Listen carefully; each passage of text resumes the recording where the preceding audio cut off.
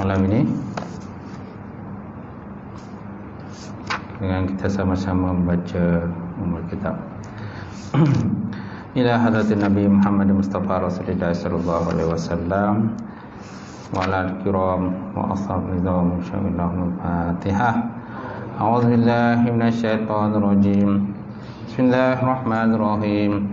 Alhamdulillahi rabbil alamin, arrahmanir rahim, maliki yaumiddin. Iyyaka na'budu wa iyyaka nasta'in. Ihdinas siratal mustaqim. Siratal ladzina an'amta 'alaihim ghairil maghdubi 'alaihim waladdallin. Amin. Assalamualaikum warahmatullahi taala wabarakatuh. Alhamdulillahillazi hadana li hadza wa ma kunna linahtadiya laula an hadanallah. Asyhadu an la ilaha illallah wahdahu la syarikalah wa asyhadu anna Muhammadan abduhu wa rasuluh. Allahumma shalli wa sallim ala sayyidina wa nabiyina wa habibina wa maulana Muhammad imamil muttaqin wa qadadam mujahidin wa ala alihi wa sahbihi wa man da'a bi da'watihi wa sanna wa sunnatihi ila yaumiddin. Rabbi israh li sadri wa yassir li amri wa hlul 'uqdatam min lisani yafqahu qawli. Subhanaka la ilma lana illa ma 'allamtana innaka antal alimul hakim. Wala haula wala quwwata illa billahil aliyyil azim.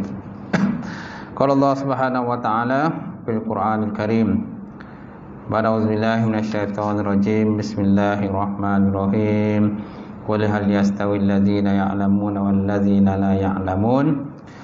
Innama yatazakkaru ulul albab. Sadaqallahul azim. Maksudnya kata oleh Muhammad, adakah sama orang-orang yang berilmu dengan orang-orang yang tidak berilmu? Hanya saja orang-orang yang menerima peringatan daripada Allah Subhanahu wa taala itulah orang-orang yang diberikan akal sempurna oleh Allah Subhanahu wa taala. Wa qala Nabi sallallahu alaihi wa ala alihi wa sahbihi wa baraka wa sallam, may yuridullahu bihi khairan yufaqihu fiddin. Maksudnya barang siapa dikehendaki oleh Allah Taala kebajikan, dia berikan pahaman dalam bidang agama, insya-Allah.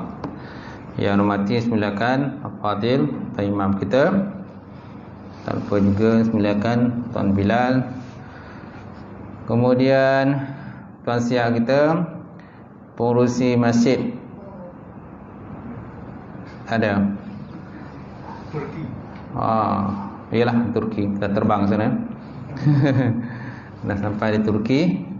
Kemudian datang kuasa masjid, sidang jemaah muslimin muslimat, mukminin mukminat Allah Taala. Alhamdulillah kita merafakkan segi-segi puji dan syukur kepada Allah Taala kerana dengan izin Allah sekali lagi tuan-tuan terdapat bersama untuk kita sambung pengajian kita bab akidah tauhid di muka surat 261 InsyaAllah muka surat 261. Tajuknya hal ehwal malaikat. Hal ehwal malaikat yang diceritakan dalam Quran. Apa kata musannif? Qala musannif wa ta'ala wa nafa'ana bi ulumihi fi dar amin. Ada banyak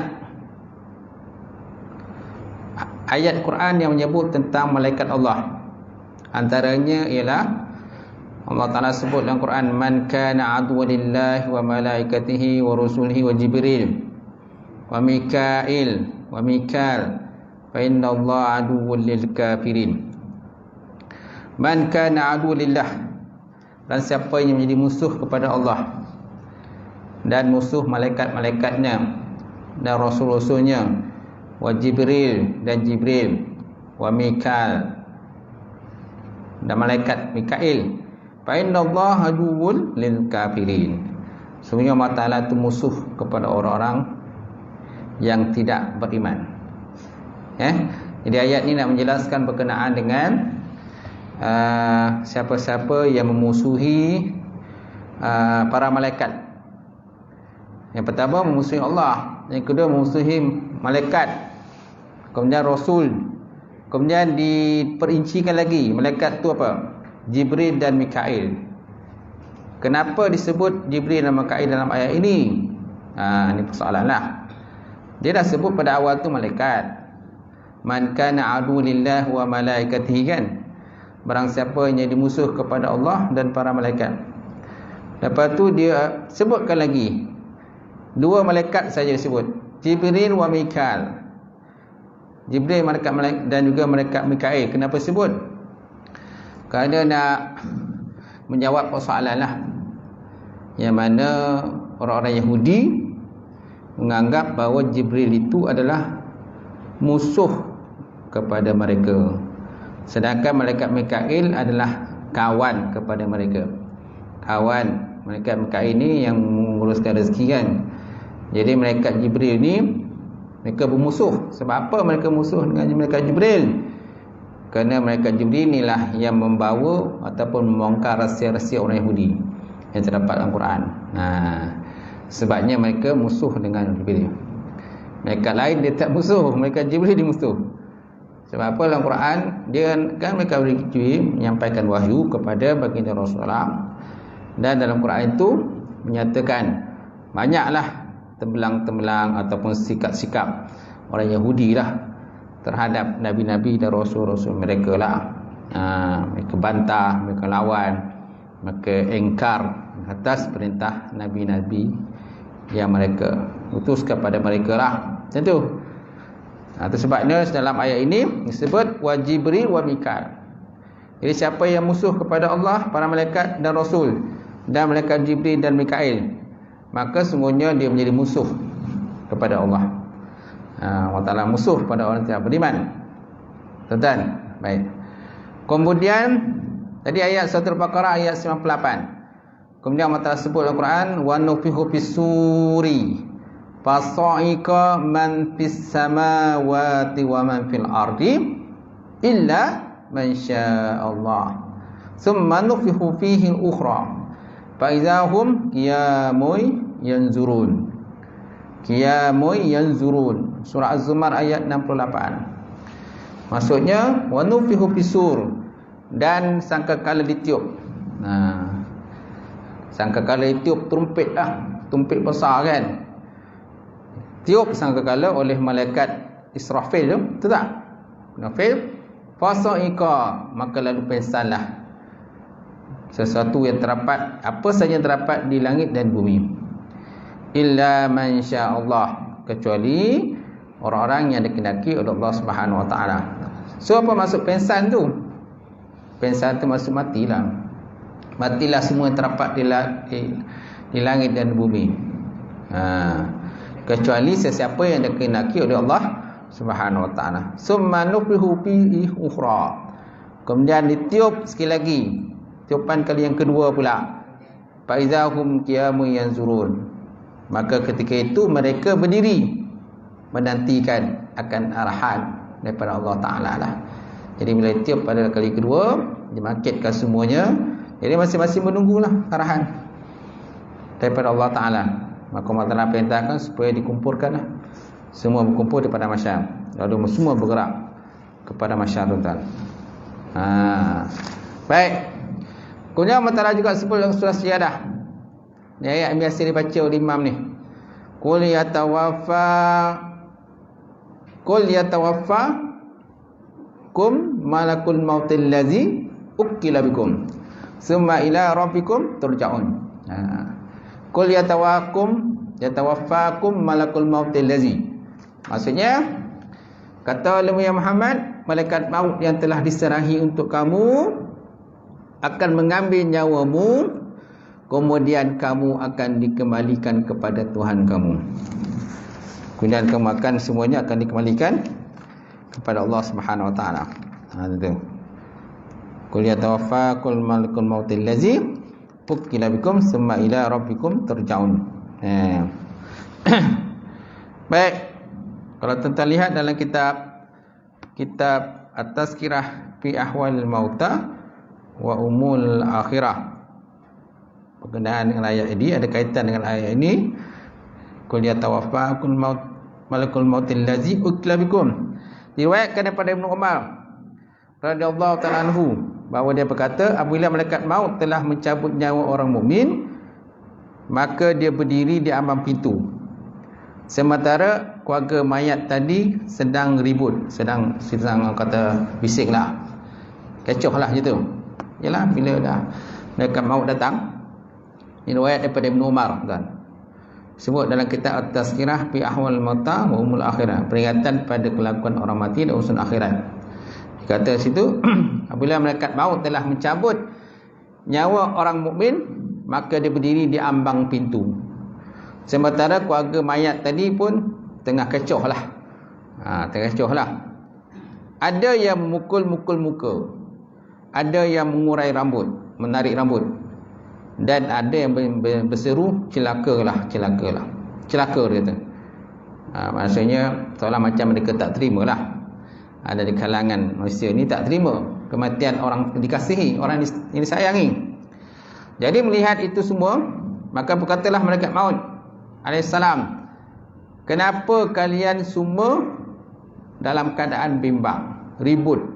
Kenapa kamu ni kecoh? Demi Allah, sedikit pun aku tidak mengurangi umur seorang pun daripada kamu sekalian.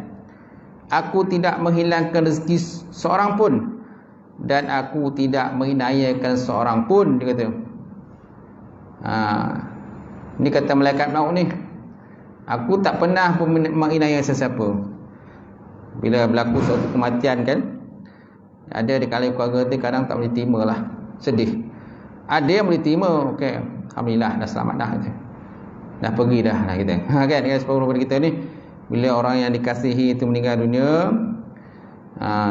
jadi nyawa tu dah keluar daripada badan dia, kita pun ucapkan alhamdulillah, dia dah pergi dah, selamat. Tapi ada juga yang tak boleh terima.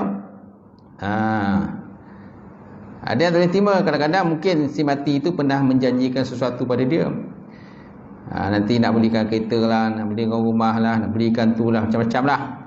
Tiba-tiba meninggal. Tu yang kadang dia tak boleh terima tu. Macam tu. Baik. Jadi dia kata, demi Allah, sedikit pun aku tak mengurangi umur seorang pun daripada kalian. Aku tak menghilangkan rezeki seorang pun. Aku pun tak menghinayakan seorang pun. Kalau kalian sakit hati dan juga marah padaku, maka demi Allah, aku, kata malaikat maut, hanyalah diperintahkan. Okay. Kalau kau bongih hona ke dia, dah cabut nyawa orang yang kamu kasih, orang yang kamu sayang, marah kat saya, sebenarnya aku pun diperintah Allah Ta'ala.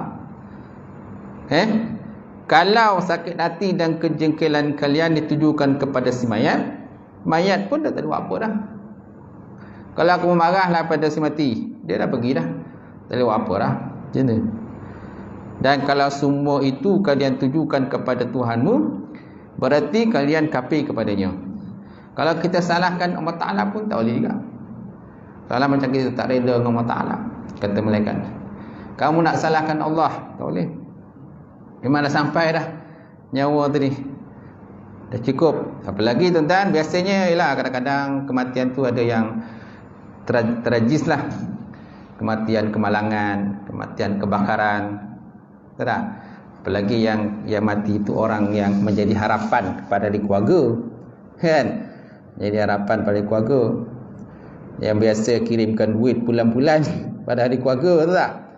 Yang belikan rumah, belikan kereta, tiba-tiba mati, meninggal. So dengan siapa ahli keluarga nak bergantung selepas tu? Itu yang kadang-kadang menyebabkan ada kalangan ahli keluarga tu tak boleh terima lah, dan menyalahkan pula Allah Ta'ala pula. Dan bagaimanapun aku pasti akan kembali lagi menemui kalian, kemudian kembali lagi dan kembali lagi, kata malaikat maut.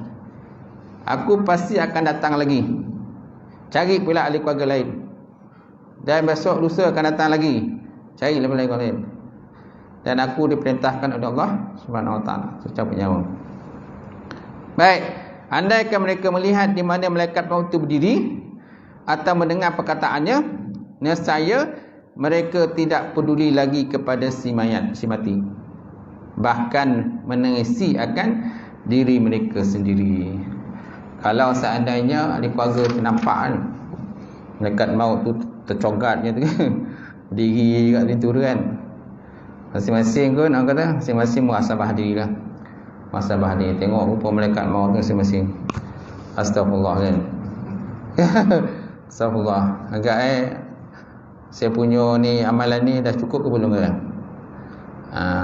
Sebaik malaikat tu tak nampak gitu. Kalau nampak, kita nak minum pun mungkin tak selera, nak makan pun tak selera, hilang semua selera kan, kalau dah nampak dia lah.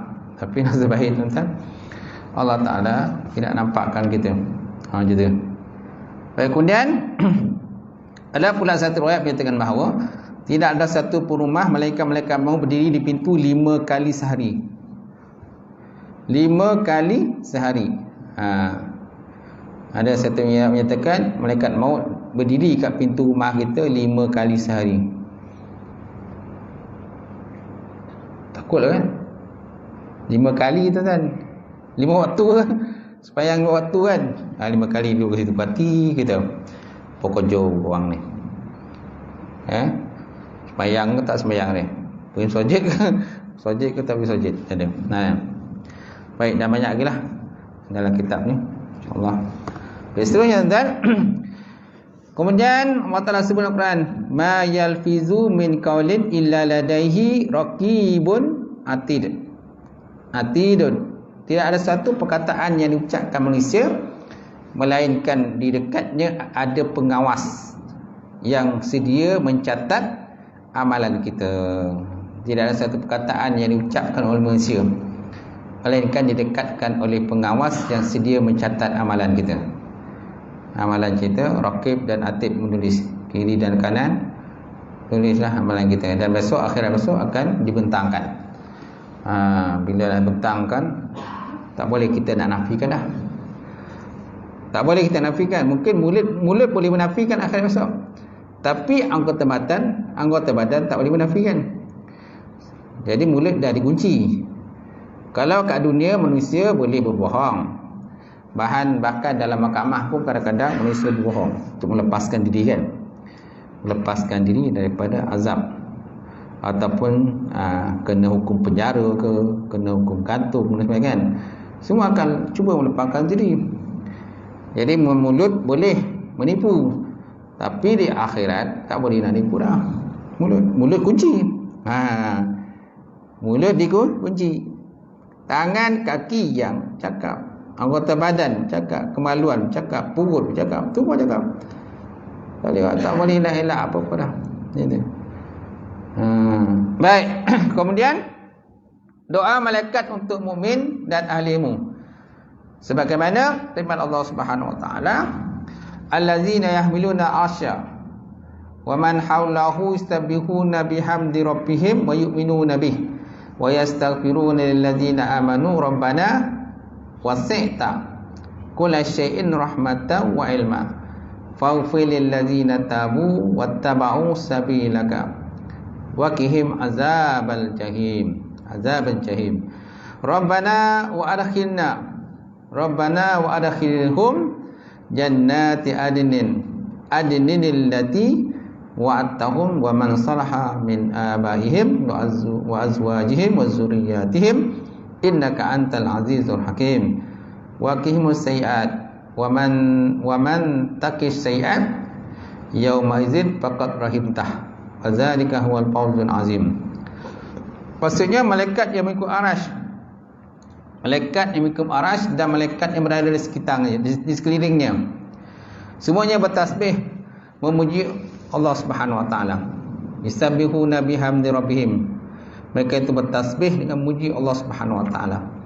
Wa yu'minuna bih, dan mereka itu beriman kepada Allah Subhanahu wa taala. Wa yastaghfiruna lilladzina amanu, dan mereka itu memohon keampunan. Mereka mohon keampunan kepada orang-orang yang beriman. Wa yastaghfiruna lilladzina amanu rabbana wasi'ta kulla syai'in rahmah wa ilma. Jadi apa doa tu kan? Kita mohon doa kepada orang beriman, wahai Tuhan kami, rahmat-Mu dan ilmu-Mu meliputi oleh segala-galanya. Oleh itu, faghfir lil ladzina tabu, berikanlah keampunan para orang yang bertaubat. Wattaba'u sabila, serta yang menuruti akan jalan Engkau ya Allah. Waqihim azabal jahim, dan lindungkan diri mereka daripada azab neraka jahim, neraka jahanam lah. Kemudian apa lagi doa dia? Orang-orang yang beriman tadi. Rabbana wa adkhilhum jannati adnin. Ya Allah Tuhan kami, masukkan mereka dalam syurga Adnan yang telah Engkau janjikan. Wa man salaha min ba'dihim, dan juga orang-orang yang layak di antara ibu bapa mereka dan isteri-isteri mereka, wa zuriyatihim, dan juga zuriat keturunan mereka. Innaka antal azizur hakim, sungguhnya Engkau ya Allah, Kau yang maha gagah lagi yang maha bijaksana. Aziz Hakim. Kemudian waqimus sayyi'at, dan lindungi mereka ya Allah daripada benda-benda kejahatan. Sayyi'at kan kejahatan. Wa man taqis sayyi'at, maka barang siapa yang Engkau pelihara daripada kejahatan tadi, terkena kejahatan, yauma izin, pada hari itu, faqad rahimtah, maka mereka itu telah dapat kurniaan daripada Engkau ya Allah. Wa zalika huwal fawzul azim, demikian tadi adalah kemenangan yang besar. Nampak tak? Ni doa siapa dia tuan? Malaikat doa. Alladzina yahmiluna arsya wa man haulahum yusabbihuna bihamdihim wa yu'minuna bih wa yastaghfiru. Nampak? Sebenarnya adanya malaikat tadi yang memohon keampunan kepada orang beriman dan ahli ilmu. Siapa malaikat tu? Itulah malaikat pengikut arasy. Ada 8 malaikat. Ada berapa tu? 8 kan? Malaikat yang mengikut arasy. Kemudian bukan malaikat tu saja, ada lagi malaikat lain yang berada di sekitarnya. Wa man haulahu, man itu mana malaikat lah. Man ni ganti nama diri kepada, asalnya pada sesuatu lah, pada seseorang. Tapi masa man ni lah ganti nama diri kepada malaikat itu. Wa man haulahu, dan orang-orang di sekitarnya itu para malaikat lah. Iaitu yusabbihuna bihamdi, dan mereka bertasbih kepada Allah. Wa yu'minuna bih, dan beriman kepada Allah. Wa yastaghfiru, kan, dan meminta ampun lil ladzina amanu, kepada orang-orang yang beriman. Nampak? Semakna ada malaikat yang memohon keampunan kepada kita lah. Mohon pada kita supaya kita dimasukkan dalam rahmat Allah Subhanahu Wa Taala, dan supaya diampunkan segala dosa-dosa kita. Mungkin kita tak dengar dah. Tak dengar lah. Sebabnya kadang-kadang bila kita berdoa tu, kadang kita tak perasan adanya malaikat yang mengaminkan doa kita. Bukan saja orang di belakang kita marah, ada juga malaikat. Kadang orang belakang kita bukan malah nak kata amin. Imam kamain berdoa. Imam kamain berdoa kan. Tapi orang belakang ni mulut tak terbuka. Angan okey. Tapi nak ucap amin tu tak ada. Alhamdulillah Rabbil Alamin. Ya, tutup. Siapa tak angkat muka? Ucap amin tak ada. Tak apalah, malaikat mungkin ada lah kot. Akan keaminan. Amin kepada imam yang baca doa tadi. Perasan kan tu? Imam perasan tu? Ada orang belakang-belakang kita kadang. Kita ponik nak baca doa, tapi orang belakang tak baca amin. Dia tangan angkat lah gitu. Itu nak sebaik dia angkat. Ada lagi tak angkat tu. Ada kadang tak angkat kan. Macam tu. Letak ke bawahnya kan. Gitu. Ada yang kadang bila handset pun ada. Sibuk tengok handset kan. Imam tengah ni baca amin.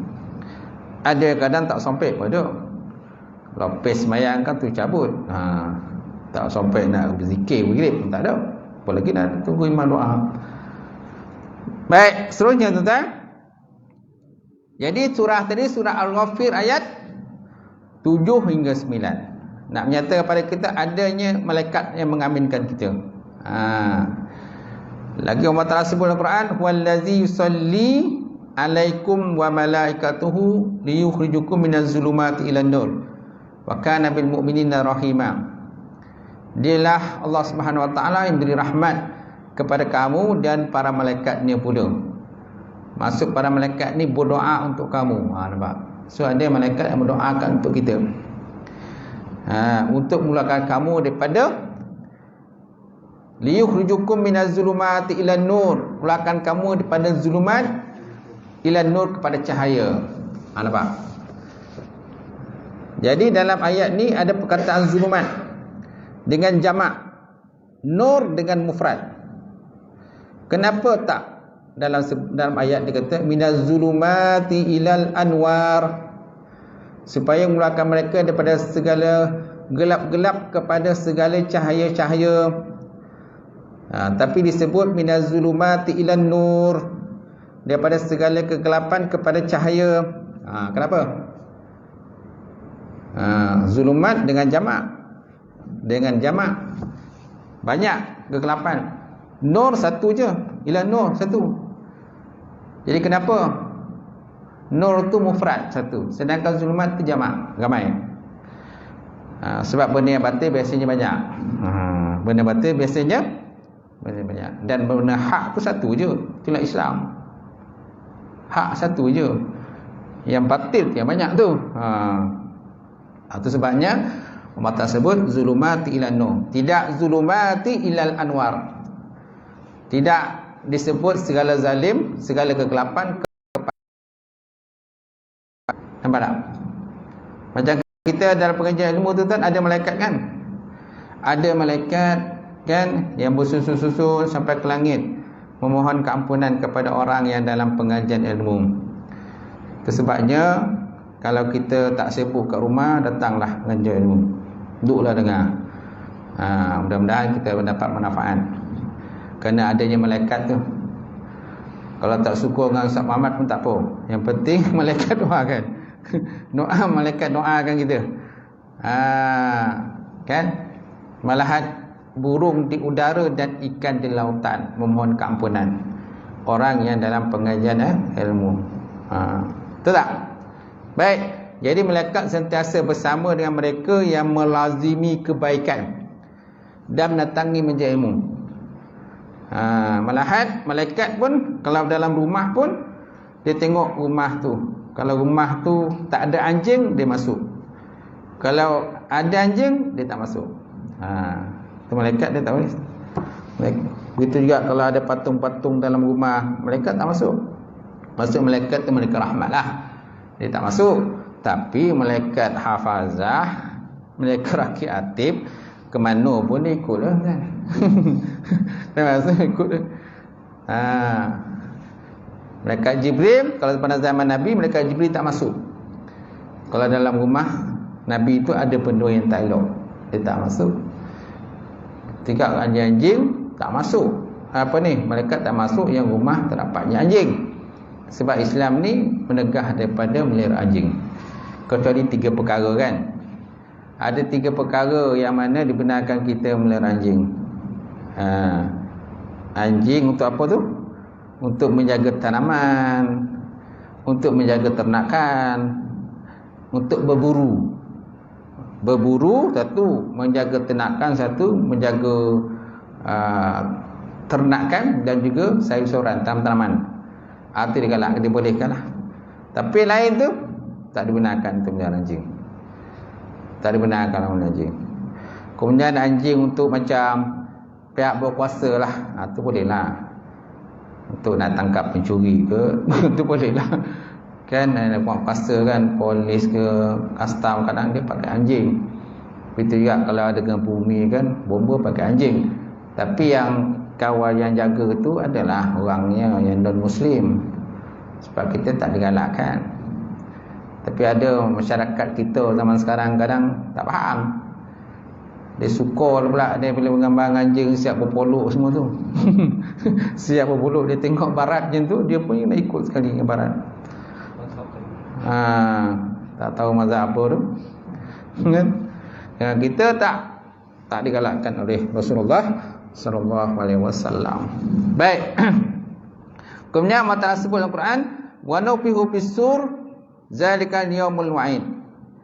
Wa nufikha fis-sur fa iza zalika yaumul wa'id wa ja'at kullu nafsin ma'aha sa'iqun wa syahiqa laqad kunta fi ghaflatin min hadza wa kashafna anka ghita'aka fabasarkal yawmal hadid dan lagi apabila sampai saat yang ditentukan maka ditiupkanlah sangkakala untuk menghidupkan semua makhluk-makhluk yang telah mati tadi. Maka saat itu ialah hari berlakunya amaran yang telah diberikan. Dan setelah itu datanglah tiap-tiap orang kepada mahsyar disertai dengan dua malaikat, yang satu menjadi pembawa dan satu lagi disaksi. Serta dikatakan kepadanya, demi sesungguhnya engkau di dunia dahulu berada dalam keadaan lalai tentang perkara ini, tentang hari kebangkitan. Maka kami hapuskan kelalaian yang menyelubungimu itu, lalu pandanganmu pada hari ini menjadi tajam, dapat menyaksikan dengan jelas perkara-perkara akhirat. Masya Allah. Kalau kat dunia ni tak nampak kan, benda-benda gaib tak nampak. Akhirat besok maka disingkap, nampaklah para jin, para syaitan, kan? Benda-benda halus ni semua nampaklah. Masa itulah mata kita terbeliaklah melihat benda-benda tu. Kat dunia memang tak nampak apa, jin syaitan dah nampak. Tapi kalau nampak memang muka dia menakutkan lah. Dengan mata dia, dengan bertanduk dia apa, dengan muka yang hodoh dan sebagainya. Jadi alhamdulillah lah kita tak nampak. Kalau nampak tak tahu macam mana. Kita pun takut, nak keluar malam pun takut. Dia dah duduk kat pintu tu. Dia dah duduk kat pintu kan. Nak keluar malam pun takut kan. Nak pergi bilik air pun takut. Walaupun tandaslah rumah. Kalau dulu tandas kat luar. Kan kita dulu kampung kan, dia kecil-kecil kan. Tandas tu jarak itu jauh lah tu. Tu nasib baik ada tandas. Yang tak ada tandas pun ada. Buang air kat sungai je. Kat situlah dia buang air, kat situlah mandi. Tapi sungai mengalir cantik lah dulu kan macam tu. Kadang buang air ke bondak. Nasib baik, nasib lah kalau sakit perut tengah malam tu. Nasib lah. Pergilah buang air ke bonda kan. Lepas tu lampu tak ada tu, pakai apa tu, pelita je. Kau padam pelita tu habis. Tempanting lagi kan, tak cukup tanah lagi, capek nak balik. Tu dululah suasana dulu. Alhamdulillah lah, masing-masing semua bilik air dalam rumah. Tu pun kadang kalau duduk seorang-seorang kat rumah pun takut. Rumah besar, anak-anak semua tak ada, semua dah berkeluarga, dah duduk rumah masing-masing. Tinggal 2 orang je. Kalau seorang meninggal je nak, tinggal seorang. Seorang yang tinggal rumah tu. Bona jatuh pun kadang takut.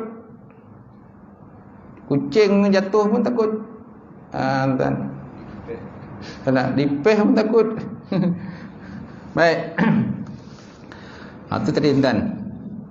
Kemudian hal lewat manusia, iblis dan syaitan yang diceritakan dalam Quran. Jadi dalam Quran terdapat banyak sekali ayat yang menyebut tentang hal manusia, jin dan juga syaitan. Antaranya firman Allah Subhanahu wa taala dalam Quran, "Walaqad khalaqnal insana min sulsalin min hamain masnun wal janna khalaqnahu min qablu min naris samum." Min naris samum. Maksudnya ada sebuah kami menjadikan manusia itu daripada tanah liat yang kering, daripada lumpur hitam yang dibentuk. Min salsalim min hamim masnun. Wal janu dan jin khalaqnahu kami jadikan akan dia min qablu min naris samum. Daripada api al-samum. Namanya api al-samum. Itulah dijadikan daripada jin tadi. Syaitan pun jadi kepada api tuan-tuan. Itu kejadian jin dan syaitan tadi. Yang mana benda ini tu sebabnya syaitan tu dia rasa dia hebat, dia bagus. Sebab apa? Dijadikan daripada api. Sedangkan anak Adam itu dijadikan pada tanah. Jadi dia rasa dia ni hebat, dia bagus. Baik. Sebut.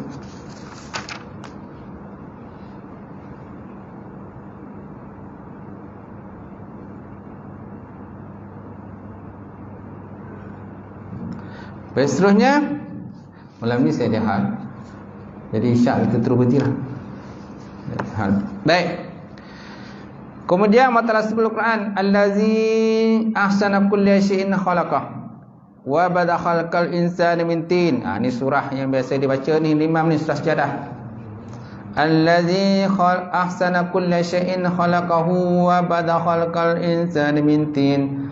Summa ja'ala naslahu min sulalatin min ma'in. Summa sawwahu wa nafakha fi min ruhihi wa ja'ala lakumus sam'a wal absara wal afidah qalilan ma tashkurun. Qalilan ma tashkurun.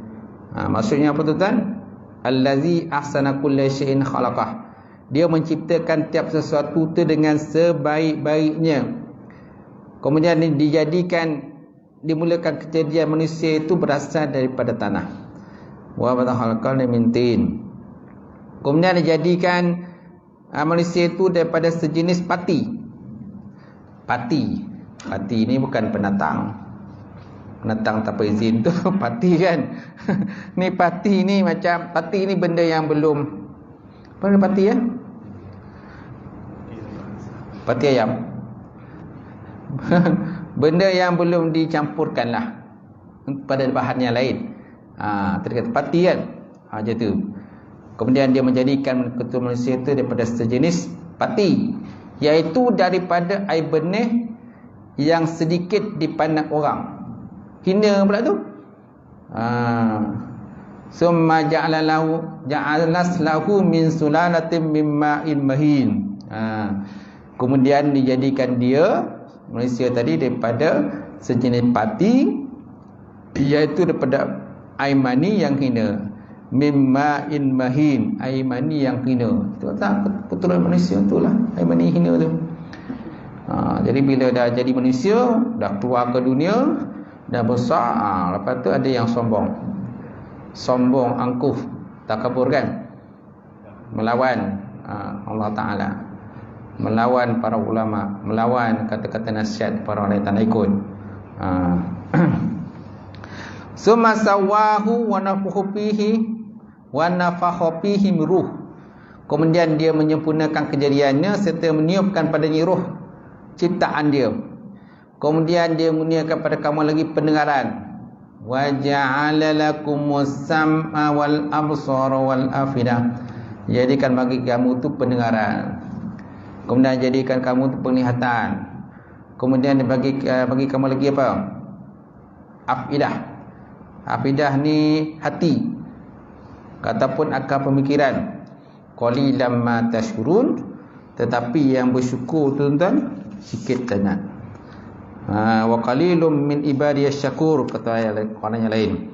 Dan sedikit sangat daripada umat aku tu, daripada mereka manusia tu yang bersyukur di atas segala pemberian Allah Subhanahu wa taala. Banyak yang ingkar, banyak yang melawan, banyak yang banyak yang sombong kan, banyak yang ego, macam-macam lah. Mereka dogi, itu kejadian manusia. Itu perbuatan siapa tu kan? Itu asalnya syaitan punya kerja lah tu. Dia pengaruhi manusia. Kalau tak ada syaitan kan, dunia ni aman lah. Manusia ni aman kan, hidup satu padu. Tapi disebabkan oleh syaitan lah yang melaga-lagakan manusia. Lepas tu mencerai-beraikan rumah tangga pun syaitan juga. Syaitan dia dah janji kepada Allah. Baik. Qalilan ma tashkurun, dan amat sedikit di kalangan manusia itu yang bersyukur di atas segala pemberian Allah Subhanahu wa taala. Baik, kemudian pemusuhan manusia dan syaitan. Allah sebut dalam Al-Quran, fa iza qara'tal Quran fasta'id billah minasyaitonir rajim. Apabila kamu baca Quran, maka mintalah berlindung kepada Allah Fasta'id billah. Minta berlindung pada Allah Ta'ala minasyaitonir rajim, daripada syaitan yang direjam. Sebab syaitan ni memang sifatnya itu direjam oleh Allah Subhanahu Wa Ta'ala. Sebab ingkar, sombong dan sebagainya. Kemudian Allah Ta'ala sebut dalam Quran, la yasma'u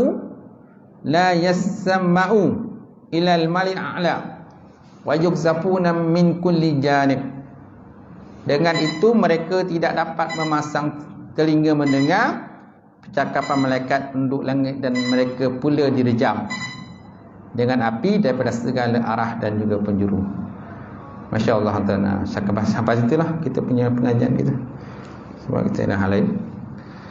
Mudah-mudahan dengan sedikit perbincangan kita pada malam ni, mudah-mudahan dapat menimpa berkata masya-Allah. A'udzubillahi minasyaitonir rajim. Bismillahirrahmanirrahim. Alhamdulillahirabbil alamin wassalatu wassalam ala syafi'il mursalin wa ala alihi washabbihi ajmain. Allahumma zidna ilman nafi'a wa yaqina as-sadiqa wa lam taqabbal rizqan halalan mubarakatan katsira wa siyana fatai alim wa lana qulubana bi nurin ba'd fataqabbal qad. Allahumma faqina fi din, Allahumma faqina fi din. Allahumma ja'al hadza jam'al marhumah wa tafarruqana min ba'di tafarruqan ma'sumah. Rabbana atina fid dunya hasanah wa fil akhirati hasanah wa qina azabannar. Subhana rabbika rabbil izzati amma yasifun wa salamun alal mursalin. Alhamdulillahi rabbil alamin. Qabalallahu minkum.